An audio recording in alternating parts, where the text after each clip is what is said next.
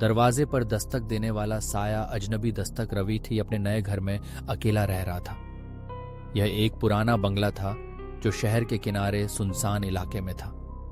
पहले कुछ दिनों तक सब कुछ सामान्य था, लेकिन फिर एक डरावनी घटना ने उसकी जिंदगी बदल दी।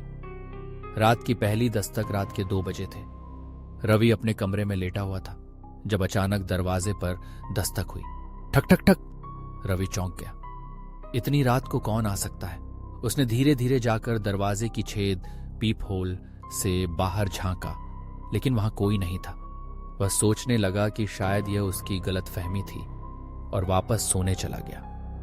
अगली रात का आतंक। अगली रात ठीक 2 बजे फिर वही दस्तक हुई। ठक ठक ठक। इस बार रवि ने झांकने के बजाय सीधे दरवाजा खोल दिया, लेकिन बाहर कोई नहीं था। ठंडी हवा का एक झोंका अंदर आया और उसे ऐसा लगा जैसे कोई उसके पीछे खड़ा हो। उसका दिल तेजी से धड़कने लगा। वह तेजी से दरवाजा बंद कर वापस अपने बिस्तर पर चला गया।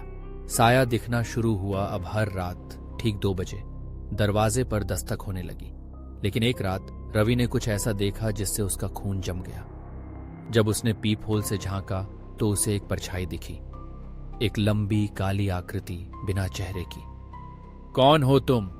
रवि ने कांपती आवाज में पूछा। तभी अचानक परछाई गायब हो गई और घर के अंदर से किसी के चलने की आवाज आने लगी। डरावनी सच्चाई। अब रवि को यकीन हो चुका था कि उसके साथ कुछ अलौकिक हो रहा है। उसने आसपास के लोगों से इस घर के बारे में पूछा। एक बूढ़े आदमी ने बताया, ये घर पहले एक औरत का था जिसने यहीं आत्महत्या कर ली थी। कहते हैं उसकी आत्मा अब भी आधी रात को घर लौटती है। रवि का चेहरा सफेद पड़ गया। अंतिम दस्तक उस रात रवि ने खुद को कमरे में बंद कर लिया, लेकिन ठीक 2 बजे इस बार दस्तक और जोर से हुई।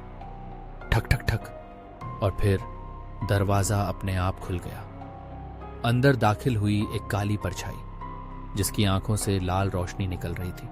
अगली सुबह पड़ोसी दरवाजे पर दस्तक दे रहे थे, लेकिन इस बार रवि ने दरवाजा नहीं खोला। दरवाजा अंदर से खुला पड़ा था और रवि कहीं भी नहीं था। क्या आप कभी ऐसे घर में अकेले रहने की हिम्मत करेंगे?